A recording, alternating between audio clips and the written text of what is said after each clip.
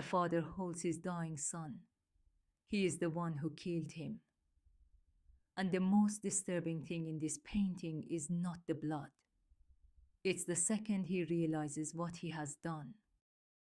This is Ivan the Terrible and his son Ivan on November 16, 1581, painted by Ilya Repin between 1883 and 1885. It hangs today in the Tretyakov Gallery in Moscow, behind vandal-proof glass in a specially designed capsule, because over the last 140 years, 3 men have tried to destroy it. A Tsar once banned it, and a curator once walked out of the gallery that held it and threw himself under a train.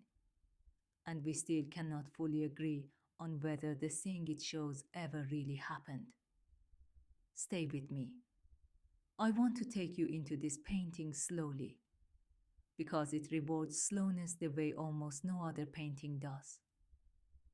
Before we look, we need to know who we are looking at. Ivan IV of Russia, called Grozny, usually translated as the Terrible, but closer in feeling to the fearsome or the awe-inspiring, ruled Russia from 1547 until his death in 1584. He was the first Russian ruler to take the title Tsar. He doubled the size of his empire. He also created Russia's first secret police, the Oprichnina, and used them to torture and execute thousands of people he suspected of disloyalty. Sometimes guilty, sometimes not, sometimes his closest friends. By the time we meet him in this painting, he is 49 years old. He is already a widower several times over. He has buried children before. He has, by his own account, committed enough violence to feel the confessions of several lifetimes. And the young man slipping from his arms is his eldest surviving son, his heir, his future, Tsarevich Ivan Ivanovich, 27 years old, educated, competent, loved. The kind of son a father builds a dynasty around. According to the most widely cited contemporary accounts, there are, as you'll see, others. Something went wrong between them on November 16, 1581, inside the Alexandrov Kremlin, northeast of Moscow. One version says the Tsar burst into his son's chambers and struck his pregnant daughter-in-law for dressing improperly. That the beating caused her to miscarry. That his son confronted him in fury. Another version says the 2 men had been arguing over a military campaign, the son wanting to lead troops his father would not release to him. A third version, from later Jesuit sources, frames it as a slow theological argument that escalated. Whatever the trigger, the sources agree on the physical detail. Ivan raised his staff, the iron-tipped posuk, his ceremonial scepter, and brought it down on his son's head. It took a few days for the Tsarevich to die, and when he died, the Russian dynasty lost its only competent heir. What was left was a younger son, Fyodor, too weak and too gentle to rule, and an infant named Dmitri, who would himself die mysteriously as a boy.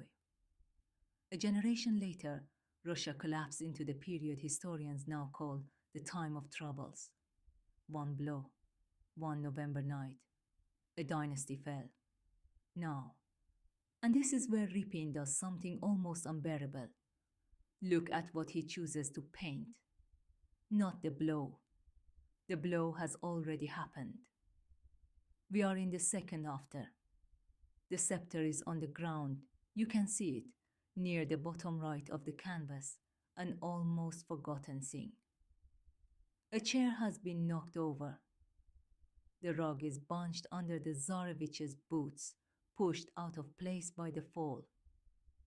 A single shaft of light enters from the upper left, as if a window has just been opened in a room that did not expect to be seen. And in the center, on his knees, the most powerful man in Russia is cradling the son he has just murdered.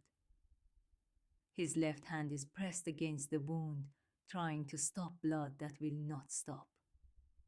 His right arm wraps around his son's body like a mother's, and his eyes, please for a moment, just look at his eyes. His eyes are not the eyes of a killer. They are the eyes of a man who has just understood what he is. Now look down. The Tsarevich is already almost gone. His face is pale, his expression quiet, almost peaceful. His pink peach robe is soaking through with dark red. His right hand is slack. On his cheek, look carefully, there is a single tear. Whether the tear is from pain or from the unbearable shock of being killed by his own father, Repin does not tell us. He simply paints it. The critic Vladimir Stasov wrote that he could not stand in front of this painting without weeping. The critic Konstantin Pobedonostsev, the Tsar's chief advisor, wrote that no one should be allowed to see it. They were both describing the same face. Here is one of the most haunting pieces of information about this painting, and it is documented in Repin's own words. The face of the dying son was not imagined. It belonged to a real man, the Russian writer Vsevolod Garshin, a fragile, melancholic, intensely gifted short story author whom Repin knew well. When asked why he chose Garshin, Repin answered, and I'm quoting him almost exactly, there was a predestination in Garshin's face. He had the face of a man irreparably condemned to perish. 3 years after this painting was finished, Vsevolod Garshin, in a spiral of depression, climbed to the top of a staircase in St. Petersburg and threw himself over the railing. He died days later.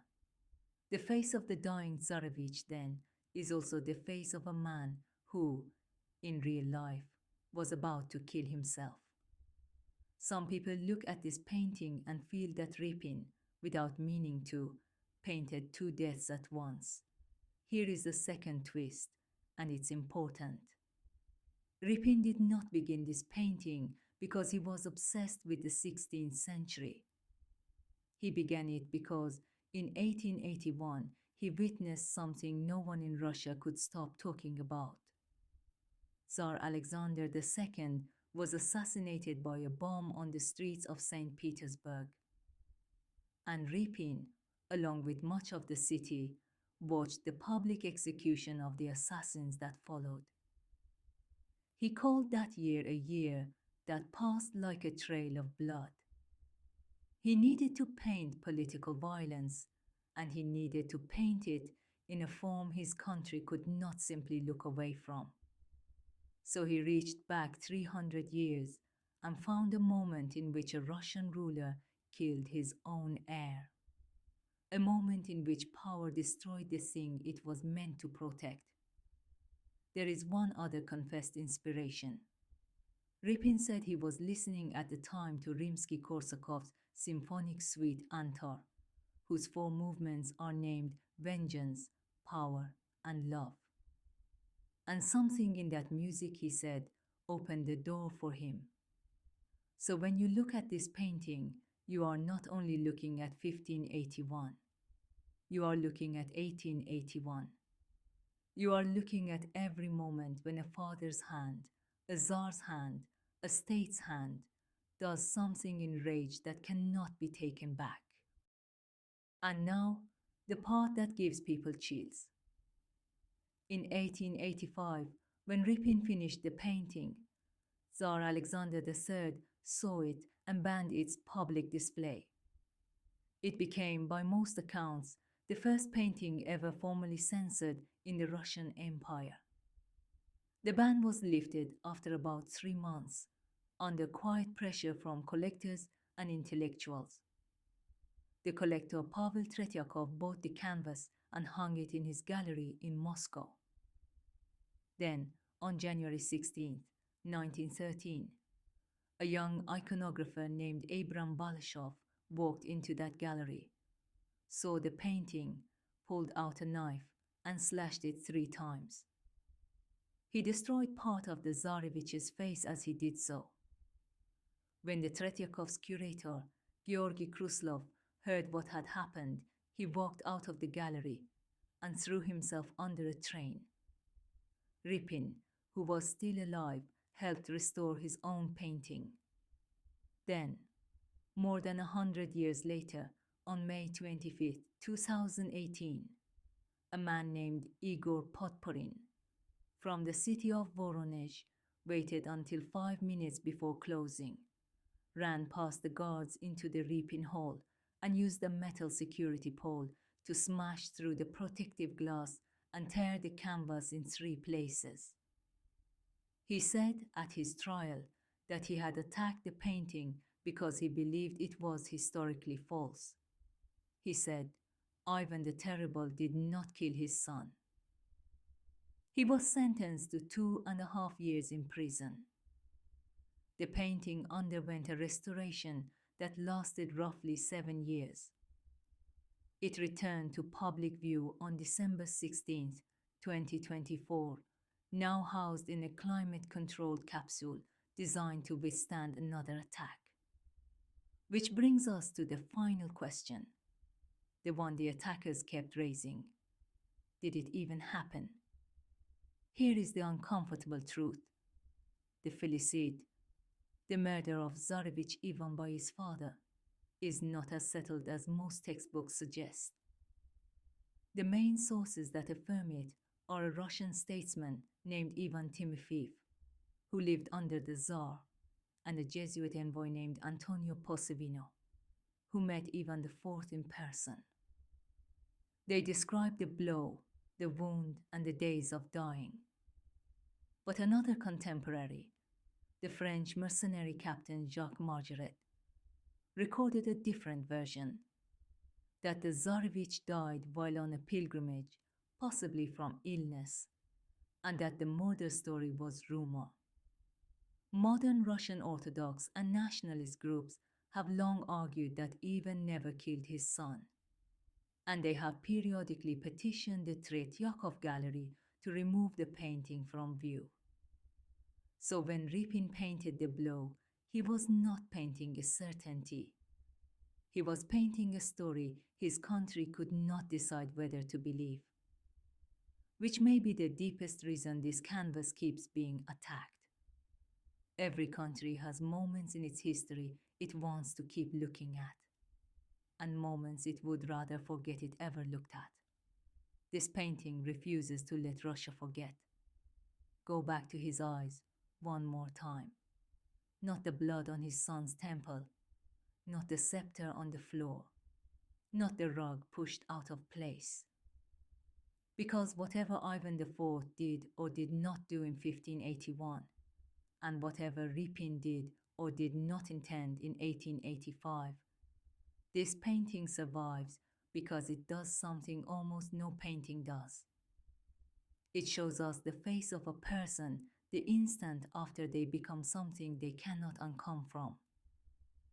Every one of us has a version of that face stored away somewhere. A moment we would give anything to take back.